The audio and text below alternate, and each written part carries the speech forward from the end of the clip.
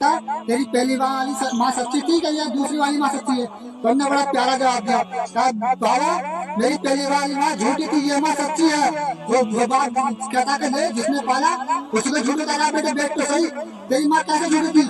तो वो कहता है कि बाबा मैं जब भी कभी घर से बाहर जाता था माँ मुझे बुलाती थी तो ये कहती थी बेटे दरवाजा बंद करिए, मैं तुझे घर में घुसने नहीं दूंगी। मैं फिर भी ना आता था, फिर मेरी माँ कभी दुपट्टा ओढ़ के बाहर निकलती थी, मोती घुटती थी कि मेरा लाल देखा, मेरा चैन देखा, तो मुझे बता दे।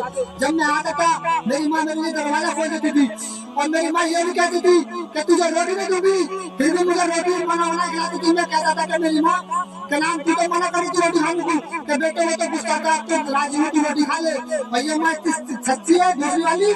अगर ये कही थी कि मैं किवाड़ नहीं खोलूंगी तो बाबा मैंने कही थी रात बाहर दरवाजे बन जा रही है, मैंने तो बहुत सारे दरवाजे जारी उस्मान में दरवाजा नहीं खोला। कभी कही थी मैं तुझे रोटी नहीं दूंगी, उस्मान ने कहती दिन भूखा प्यासा रखा, मुझे रोटी नहीं दी, इसलिए वो माँ झूठी थी, ये दूसरी माँ सच्ची है। तो बाप बेटा बेटे नतीजा क्या निकला?